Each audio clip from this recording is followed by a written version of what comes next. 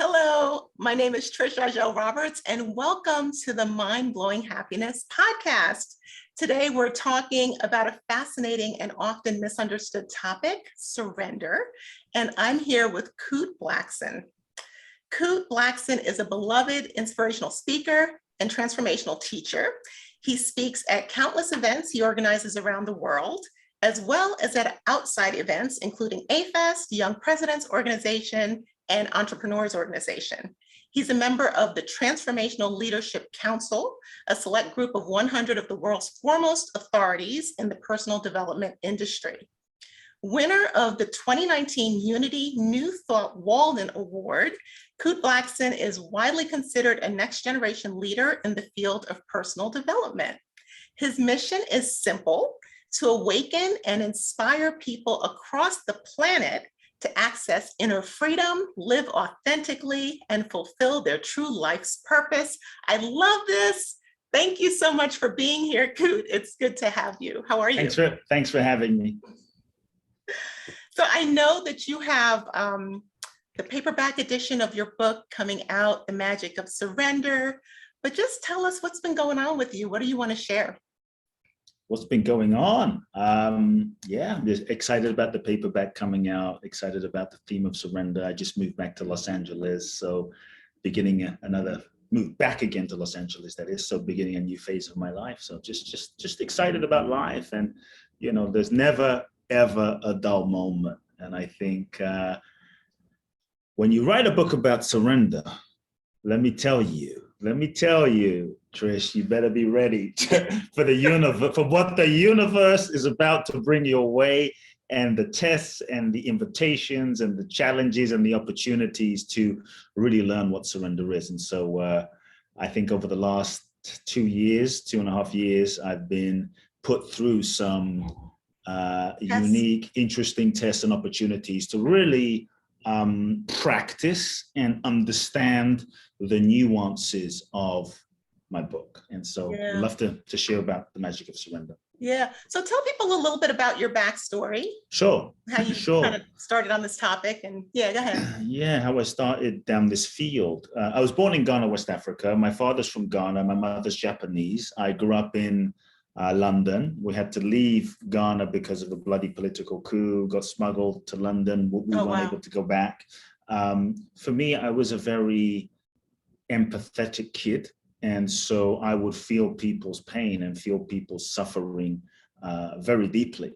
And there was always a part of me that wanted to alleviate people's suffering and help in some way. And so I didn't know what that would look like. I didn't know how that would look. I just felt this impulse to help. And one of my first memories was being a chubby kid lost in the crowd, around 7, 8 years old. And I see this crippled woman crawling on the floor, and she picks up the sand that this man walks on and wipes it on her face.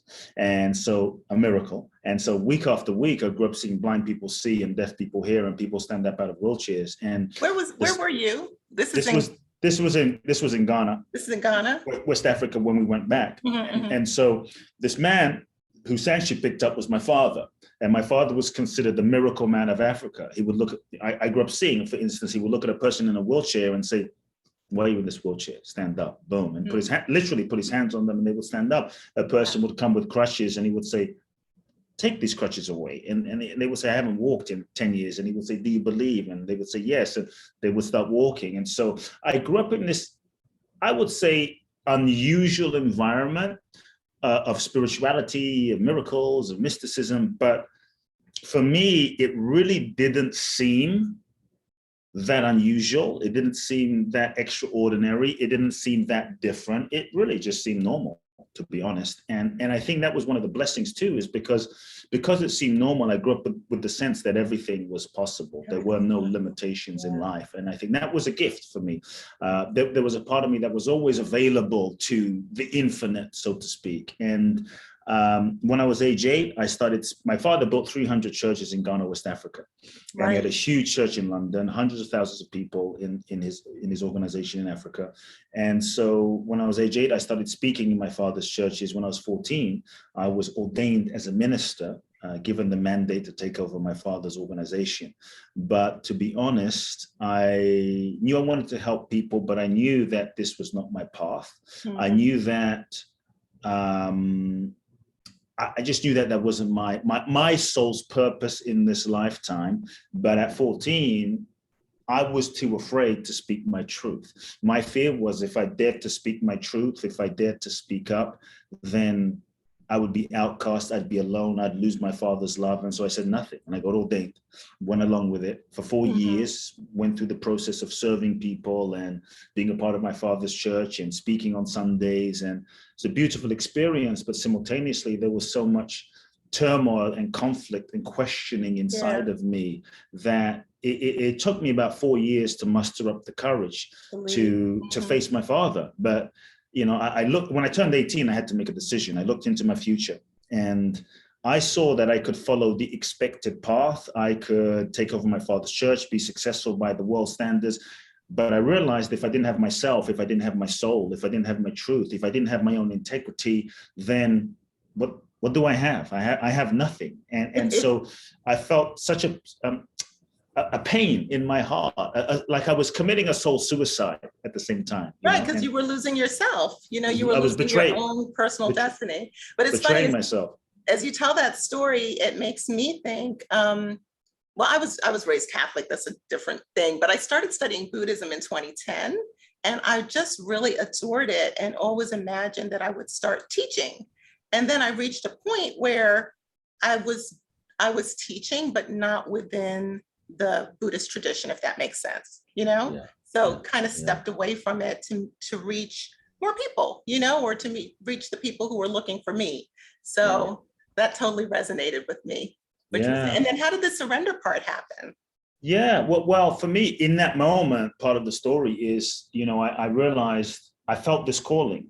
I felt this calling to come to America. I felt this undeniable calling to come to America, and I wanted to write books because all of my father had a bookshelf, and I'd read all of his self-help books of Jack Canfield and Deepak Chopra and Louise Hay. And so I realized, wow, maybe there's a different way of impacting people. And so I felt this undeniable calling that my soul was pulling me in this direction that made no sense.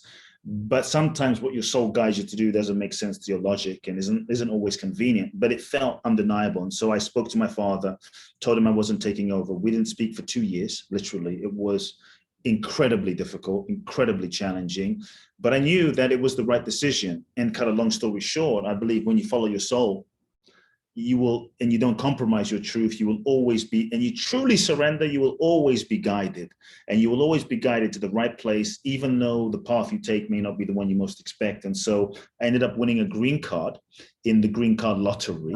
Literally. And that was another miracle but it showed me I was on the right path. That's hard now, right? That's really difficult. Oh, it's very, very, very difficult now. At least I think it was difficult at that time, but I had this deep sense that something was going to happen. I didn't know what or how, you know, no college degree, no money, no support, no contacts, not very promising future. And so I ended up coming to America and finding the teachers and many of the mentors, authors who I'd read about, learned from some of them. And then I started traveling the world, went to Israel, studied with rabbis, and Thailand, studied with monks, and ended up in India. And that really transformed my life and changed my life and broke me open. And then I came back and began my journey 20 years ago, coaching people. I would say uncoaching people, unconditionally. Uncoaching.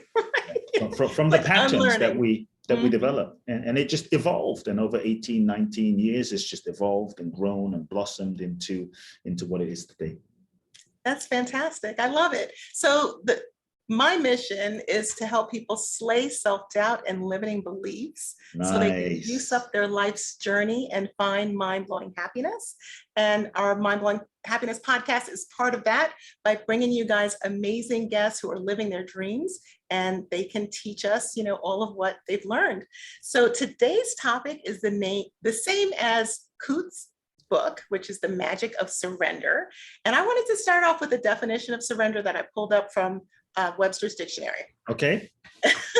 So it comes up as to yield to the power, control, or possession of another. And it says upon compulsion or demand. So in my book, 12 Steps of Mind-Blowing Happiness, surrender is the 8th step. And whenever people ask me, I always tell them it's the hardest step for me. And I think part of the reason is that part about giving up power and control, right? So what do you think about that definition? You want me to read it again, or did you get it? No, I mean, I hear that definition, but I actually feel that there's so many misconceptions that we have about surrender. So many misconceptions, misinterpretations that we have about surrender. We have this notion, I think, in our culture that surrender is weak, that surrender is giving up, that surrender is giving up, waving the white flag, that if you surrender, you're going to be a doormat, that you're not going to be confused, that you're going to be a victim, that you won't manifest your goals, dreams, and desires, that you're going to get less in life. And I want to reframe surrender from a different context to get people excited about surrender from the standpoint of, like, if you surrender truly, what if you got more than you imagined, more than you could visualize from the level of your mind? And so to me, real authentic surrender is about letting go of control, or I should say, the illusion that we were in control. Because control is a master addiction, and we think we're in control. But even if the last 2 years have taught us anything, is showing us that we're not as in control as we thought. And so there is this illusion that we're in control, and control is a strategy of the ego, the conditioned version of ourselves that we have been programmed to believe ourselves to be. And the job of the ego is to reinforce its existence and keep us safe, to avoid pain, to avoid hurt, so we erect all these defense mechanisms to avoid pain and get love. And this becomes who we think we are. And so control, surrender can seem scary for the ego, for what we think ourselves to be, and it can seem difficult. But I just want people to get the sense. We've been taught that surrender is difficult. We keep telling ourselves surrender is difficult. We believe it's difficult, but I'm actually saying, what if surrender was the most easiest thing? What if surrender was actually natural? It feels difficult because we're holding on to our identity and sense of self and the way we've been protecting ourselves, which we can get into that further. But I just want people to get the sense that surrender is easy. Surrender is natural. So for instance, right now I'm holding, I just want to grab a pen, for instance. I'm holding in my fist a pen. And I'm holding this pen really tightly. Like, this is the shape that we have been conditioned to be and live as us. And the more we hold ourselves into a certain shape, it just starts feeling normal. This way of contraction feels normal, but it doesn't mean it's who we are. And so it feels normal, but how easy is it to just let go? Let it go. And so it's just that the holding on has become conditioned to feel normal, and the letting go and surrender, which is really natural, it starts feeling more difficult. And so if we could just open our minds to surrender is effortless. Surrender is our natural state. Surrender is even hardwired into our physiology. You breathe in and you breathe out. You have to let go. This is the divine intelligence reminding us, like, surrender is the way of life. Surrender is the way of life. Surrender is natural. Surrender is existence. And so to me, surrender is when we stop trying to force and manipulate life to fit our limited idea of how we think it should be. Surrender is when we let go of the idea of... I like that definition that you just said. Go ahead. Is when we let go of the idea of who we think we should be and how we think our life should look. Right. And we just truly allow ourselves to be open. Surrender is openness. Surrender is availability. To be open and available to the authentic expression, the authentic impulse of what life is seeking to express and manifest through us. It's a letting go. And when we surrender, we let go, we're open, we're available to allowing life, to allowing this process. If you look at, so I just want people to get excited and get that surrender is the most powerful thing you could do. Okay, I'll go there. Why is sex so ecstatic? Yes, that's true. Because it's a moment of surrender. And if you've ever had a terrible sexual experience, it's because we're so like trying to control everything. We don't go into the sexual experience going, okay, do this, touch me here, go there, turn left. Okay, It's blissful because we let go. Yes. It's a letting go for a moment. And so if you look at the great ones, Jesus, Buddha, Gandhi, Bruce Lee, Muhammad Ali, Mother Teresa, Mandela, Martin Luther King, they all surrendered themselves to life. They all surrendered themselves to the divine. They all surrendered themselves to their soul. They all surrendered themselves to their purpose, to something bigger than themselves. And in that, they transcended their own egos, human ego's limitation to manifest and create their life. And they tapped into another dimension of their own true potential, and life flowed through them. Life created through them. If you look at Mandela, Mandela surrendered. Sometimes surrender takes you in a direction you don't expect. Took him 26 years in prison. Yes. Should he have not taken? Should he have not spent 26 years in prison? What if he didn't spend 26 years in prison? Probably he would not have developed the mental, emotional, psychological, spiritual muscle, the soul force, so that when he came out, he was able to move people with such a vision that even when his physical body is gone, his soul and his legacy still is inspiring. And so should he have not spent 26 years in prison? What if he didn't? And so I think, for instance, Mandela's life is a life that you couldn't even plan. You couldn't even strategize and go, yeah, I'll do this. No, this you will would never happen. say I'll spend 26 years in prison. You could, it's beyond. And so when I say the magic of surrender, magic is beyond that which is beyond your mental imagination, your capacity to imagine, beyond your wildest dreams. As human beings, we often don't realize, with our attachment to our goals and what we think should be, with our control, it's got to be this, it's got to be that, this has got to be my soulmate, it's got to look like this. We often don't realize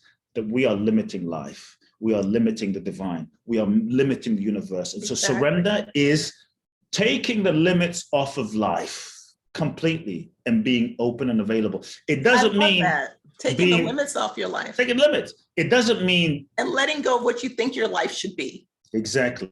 It doesn't mean being passive, sitting down, doing nothing. And so it really means, okay, the old paradigm of manifestation is all about, well, what do you want? Get clear on what you want. Get clear on what you want. When I found you can manifest that way, just to be, just to be clear. But I find that manifesting in that model can be limited, because many times what we think we want is still based on the ego, which is limited in the past experience, conditioning, et cetera, and so you might get what you thought you wanted sometimes, only to realize that what you thought you wanted is not your highest, or what you thought you wanted is not what you really wanted. It was just what you thought you wanted based on who you thought you were, which is not your soul essence, and so the question I'm inviting people to ask in the new paradigm of living, which is about surrender, is asking the question, what is it that life, what is it that my soul, what is it that the infinite intelligence in me, what is it that my soul wants to express? What is the deepest impulse of what life wants to manifest through me? And to allow yourself to become available to that, to open to that, to attune to that. Then you can align your will with your soul. And when your will and your actions and your thoughts and your feelings and then your strategy and your marketing and your resources are aligned with what's most true and authentic, now you are working and living and creating in harmony with nature. And so that might mean you work more than you've ever worked in your life, because now you're on purpose. So I just want to be clear. It doesn't mean sit there and do nothing. It might mean you acknowledge. That's my life right now. I work all the time. Yeah. But if I'm in alignment with my purpose. But I want to share something with you though, Kute, because I put together 5 tips to embrace surrender. And I'm going to share them with you, and then I want you to tell me what you think. Okay? So I love your definition. You ready? Let's go. Okay, so the first one, for me, this is huge. Make time for meditation. And I've had times in my life where I was meditating 3 times a day. I've had times when I was doing once or twice a week. I finally gotten into a rhythm where, once a day or whatever. But I find that those moments of stillness is where I get like that. It's almost like divine download. Like I just get so much information when I get still. So I want you to weigh in on meditation. Oh yeah, meditation is really powerful. You know, when we create time to be still, then we create the space to listen to the wisdom and the guidance that is beyond our logic, our mind, our ego, our identity. Then we tap into another dimension of inspiration and intuition and guidance. And when we act on that, that's surrender. Surrender is acting and being in tune with that deepest integrity, that deepest truth. And so we're so busy acting, running around, that when we don't meditate and we don't listen. And so we're just creating a life that is a shall we say, a creation of the mind.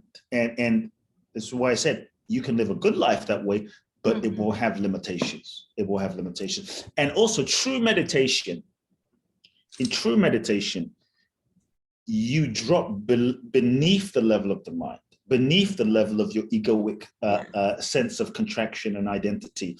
In doing that, you transcend your sense of perceived self. In doing that, that is true surrender. You know, that's real surrender. You're surrendering to your being. You're surrendering to what you truly are. You're going beyond the objects of the world. And when you go beyond objects, you go beyond the process of experiencing, and the experiencer, you drop into soul, you drop into source. Yes. And when you can really rest in that, yourself as that, that's when the magic happens. Yes. Yeah. Exactly. All right. So it sounds like you are agreeing that meditation helps you. Meditation is a key. It's a key. It's not the only thing, but it is at the foundation. Well, I got more. I have more. So you can tell me the next one. So the next one that I have is prayer. And nice. You know, whether it's it doesn't really matter who you're talking to from my perspective. I know when I pray, because I started off Christian and now I practice Buddhism, and I'm open to a lot of things. So I pray to like Jesus, Buddha, and all the holy beings. Like I have like this group. Pray to everyone. I'm talking. Why limit yourself? Pray for the highest good for all. That's the key. That, I think, what you said right there is the key. That is the ultimate prayer and the surrender prayer. Because sometimes we pray going, God, please make this person be the one. And we think we know what we want, but the mechanism that is knowing, the I, is limited. So the ego I, identity, is not able to see the entire multidimensional tapestry of life and how it interconnects with our soul's evolutionary process. And so sometimes what we think we want is limited, and we really want it, but we don't realize it's not for our highest good. It's not in alignment with what we need, and we get so attached to it, saying, God, please, it's got to be this. And we go, sometimes we ask God for a peanut, thinking the peanut is so amazing, and the universe is seeking to give us a whole buffet. But from the perspective of the identity and ego, we're not able to see the infinite possibilities. And so I think that prayer is the ultimate surrender prayer, to say the highest good.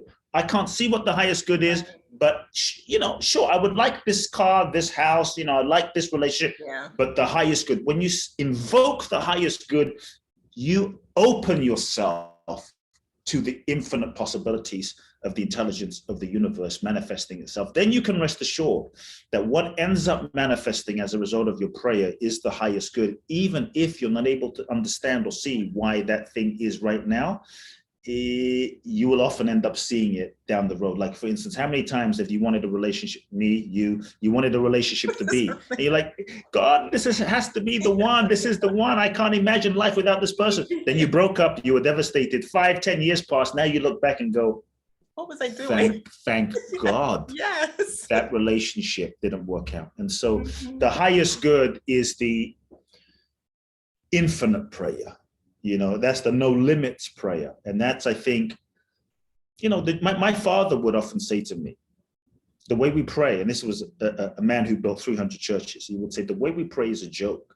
And he would say to me, he would say, who are you, Kute? Who are you to tell this infinite intelligence what to do?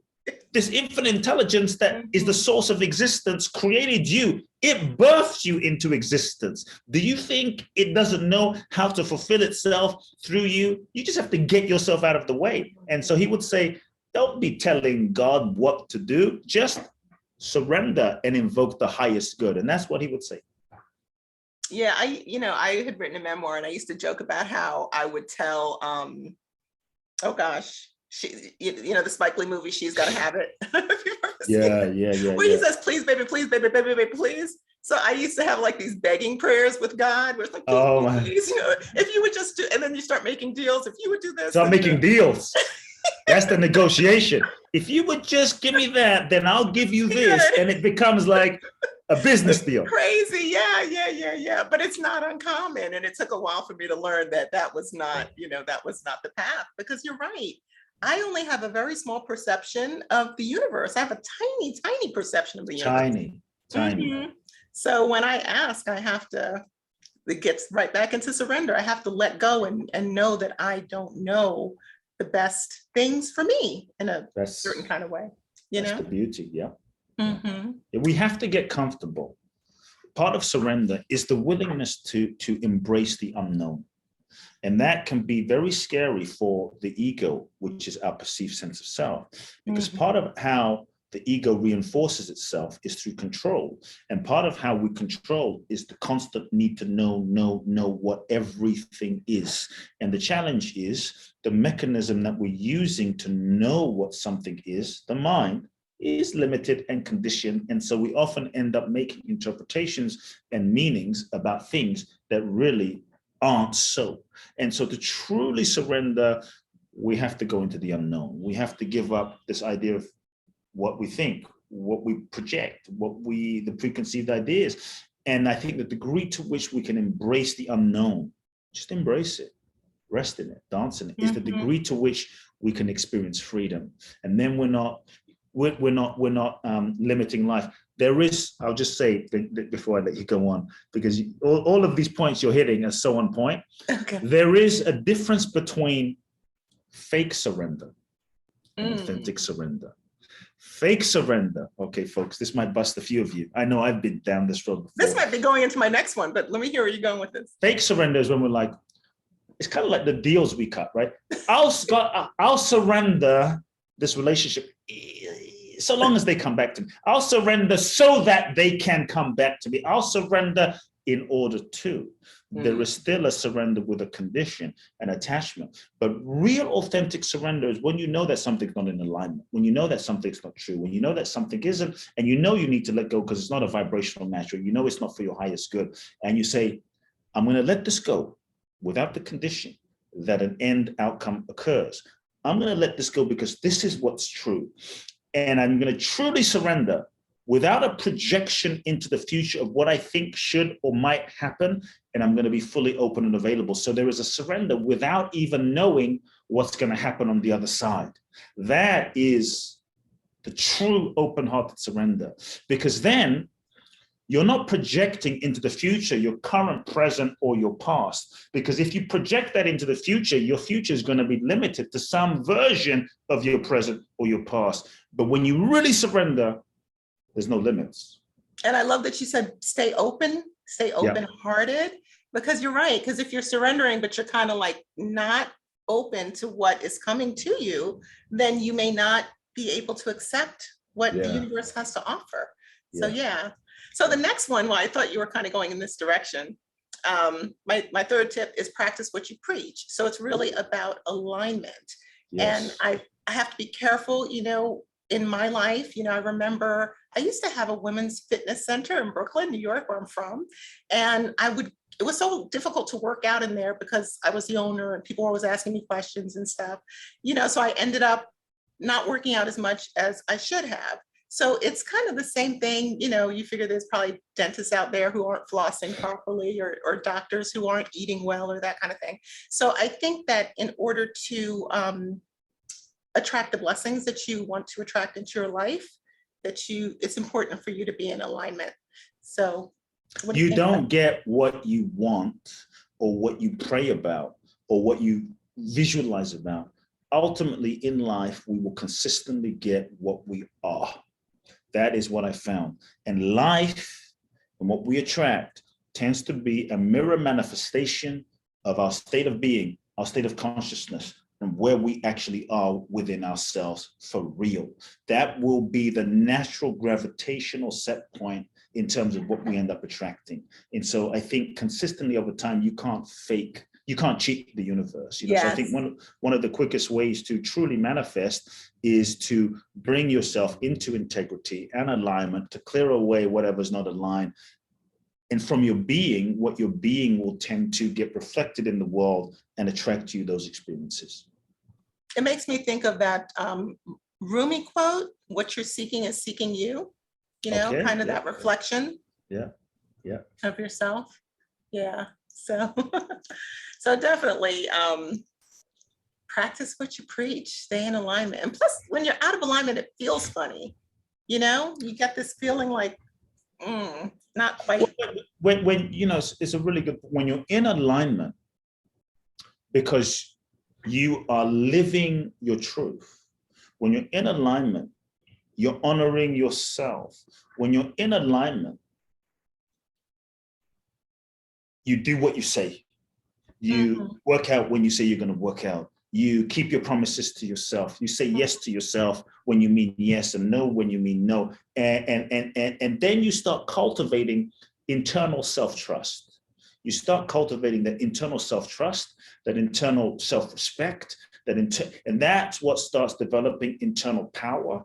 And as that internal power starts growing and growing, not because the cameras are on, not because you're on social media, even when no one is watching. When you really start doing that, you internally, because that trust grows, that respect grows, you really believe yourself. That integrity of knowing and believing yourself for real is coherence, is power. Then what starts happening, you start vibrating at a different frequency that makes you magnetic, but also because you have power, like Mandela had power, he had soul force. You cultivate soul force because you believe yourself. And because you believe yourself, when you speak words into existence, I'm going to manifest, I'm manifesting this book, I'm manifesting this project, I'm manifesting $1 million, because all parts of you now are in integrity and alignment. All parts of your conscious mind, your unconscious mind, your emotions and your physiology are in coherence. You believe yourself. Now that energy that you put out into the world isn't fragmented in 17 directions. It goes out into the world with a clarity, with an energy. And that is a powerful manifestation vibratory frequency, because you're aligned. I love that. So there's no internal conflict. I want to manifest $1 million. Bullshit. You didn't even wake. You can't even get yourself out to work out in the morning. I want to manifest $1 million. BS. You can't even manage $100. And so that internal unconscious conflict will kick in when we don't live in integrity. I love that. I'm using that internal trust. I like that. That's the first time I've heard that phrase, internal trust. Versus internal struggle, because we've all heard of internal struggle, but I like that internal trust. And the other thing I would add is it makes everything easier. It's aligned with your authenticity. And to me, the more authentic you are, the more in alignment you are, you don't have to think about how you're going to show up. You can just show up, because you're projecting who you really are. So Absolutely. Good stuff. All right, so tip number 4 that I have is just to have some movement in your body. Make sure you keep moving, whether it's, I love yoga, I think that's one of the most beautiful ways to kind of open up your energy flow and hit all the parts of your body.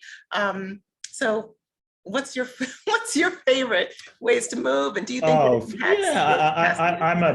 I'm big on movement. The first thing I do in the morning, once I kind of just sit in bed and just breathe energy into the day, is non-negotiable movement. The movement is usually an hour of physical exercise.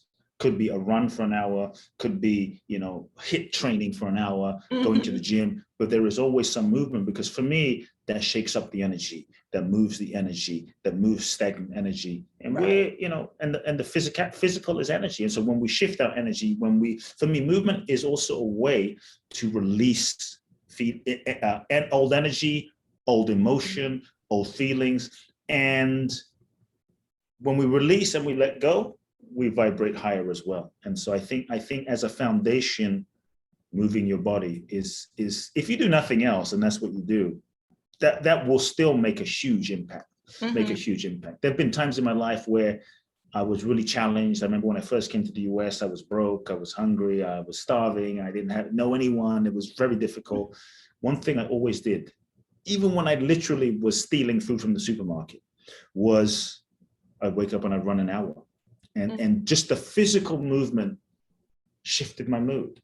Because going back to also integrity in your key before, I knew if I was able to wake up and overcome some resistance and move my body, yes, I would shift my mood and I would feel better, which would then affect my entire day and how I felt about myself. But I knew if I could do that and move for an hour, what else could I do? You know, and so I would develop that internal trust with myself every time I did that.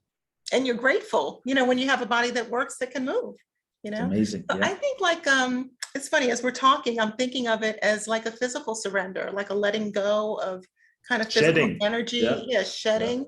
Yeah. All right. Well, you know, the body stores energy and emotion as information. And so that energy and emotion, whether it's grief, pain, sadness, hurt, is not just on an intellectual level. It is stored in the cells, in the tissues, in the body. And so when we move, it creates a way to process it through the soma, process it through the body as a way to let go, as a way to shed, as a way to surrender, as a way to release, you know. And it's also said that the body, I think was every 7 years, we regenerate ourselves and we end up with a different body. And so literally you could become a new person physically, biologically, every few years. Yeah. So movement is key. It's definitely key. Yeah, so, because it metabolizes, I guess, your physical self, you know, it's just another, and there's so many things, emotional self, really. There's so many things that we aren't aware of or conscious of mentally, but is in the body. And so when we move, it allows us to process certain things through movement. I always tell people, if you're going to do a movement thing, sometimes it doesn't have to be exercise, but it can be as simple as just feeling what your body wants to do and allowing your body and following the movement to allow your body to do whatever it wants to do. That may not make sense to your conscious mind, but if you just allow your body to do whatever it wants to do and you follow that movement and just notice what happens, it can be an amazing way to process emotions that aren't logical through the body, that are stored in your body, in your nervous system, as a way to process and complete certain feelings and emotions that have been trapped that we're not conscious of. I love that. I used to always feel like I had to do like follow a video or something when I did yoga or go to a class. And only recently have I just kind of opened it up to, you know, I'll do a few sun salutations and in between I'll do whatever Trish wants to do. And it's such a good feeling, to just be really responsive to the moment. So I love that. You're giving us good stuff. So the last tip that I had, and you can tell me what you think, is documenting your intentions. Okay. So whether it's like vision boarding or manifestation journals or, you know, however you do that, don't get too attached to the outcome, you know, because we're going to surrender it. But at the same time, it's kind of like you're letting the universe know what you want. And then, it's like a prayer. It's like a documented prayer. The highest good. The highest good. And then let it go. Yes. Yeah. I think having an intention is there's no issue with it. It's the attachment to the intention. Right. We sometimes get so attached to that intention or that goal being that thing because we so want it. And on one level, that attachment pushes it energetically away because we're coming from fear or desperation of it not happening. But when we know it's done already, or if it's meant to be, we don't have any stress around it, contraction around it, we're more energetically open. But it's the attachment to the goal or intention that is more the issue than the thing itself. What we have to sometimes realize is the intention or the goal that we have is really not the goal. Sometimes the goal or the intention is the necessary puzzle piece that of a journey that we need to go on so that we can grow and learn and evolve. And it's the evolutionary process of who we become in the pursuit of that goal, that dream, that intention that prepares us for the next step. But when we get so attached to, no, it's got to be this thing, then we don't allow ourselves to be open to the guidance that the universe is moving us over here because we're so busy holding on to that intention that we thought was. And so many times our intentions can only be as clear as we are available. Our intentions can only be as clear as the level of our consciousness in a particular moment. So intentions will evolve. And so I think we have to just be open to those intentions evolving. And I think when you set an intention, it's always great to want the truth of what your soul wants more than just what you want. Because when you say, I want the truest intention, then it's like, want the truth more than you want what you want. Want the truth more than you want what you have. And when you truly say, okay, that's why meditation is important. Let me really tune into the deepest intention that I'm able to feel right now, the deepest intention that I'm able to consciously catch and vision right now. To me, that's key. So the intention still arises from a deeper place than just the mind. Yes, I've learned that recently, actually, to make soul-based intentions, because it's allowing you to kind of release that place of fear. Because like if you come from your head, then you start thinking about, well, how's it going to happen? As opposed to, coming from a soul-centered or heart-centered space. And you can access a lot of that through stillness or through meditation or through prayer and all that other kind of good stuff that we were talking about. Yeah, absolutely. Yeah. All right. Well, this has been fantastic. Is there anything else that you would like to add as far as surrender or anything you think that I missed when we went through the final? No, I think this has been awesome. I just want to maybe then leave people with something to think about. And the thought around, and that may be connected to surrender, but it's just a little inspiration for your day. And it's to meditate on this. It's to meditate on you are going to die. I want you all to just feel that for a moment. Feel your death for a moment. Hold death close. Make death your friend. Not as look, we know that our soul is infinite, is beyond birth, is beyond death. But you and I, in this incarnation, in this physical body, we will die. It's guaranteed. Buddha died, Mother Teresa died, Mandela died, Bob Marley died, Bruce Lee died, Muhammad Ali died. We're gonna die. It's the only guarantee. And the degree to which we can embrace death, I believe, is the degree to which we're then able to be free to live life. And so many of us, we're so busy resisting death and pushing death away, and we live like we have forever, and we don't. The people that died today or 9/11 or in a natural disaster have no idea that they weren't coming home tonight to be able to look their loved ones in the eyes one more time, to say, I love you, to say, I'm sorry, to say, forgive me. They have no idea. And so none of us know when the moment's going to come. But if death came right now, would you be ready? And if not, why not? What's unsaid? What's ungiven? What's unexpressed? What's uncommunicated? What's been left holding back inside of your heart? And how would you need to live right now so that if death came today, you could be ready to die with no regret? Yes. With no regret. In my book, The Magic of Surrender, I share a story about my mother passing away with stomach cancer. And I got to spend the entire year with her before that happened, to hold her hand, to be with her in chemo sessions for 8 hours, to sit with her, to cook with her, to have tea with her, to wash dishes with her. Stuff I had never done because I didn't have the time. Right. And for me, the only regret I had in my life, had in my life, was not spending more time with my mother, because I thought I had more time. And all I want to say is, folks, we don't.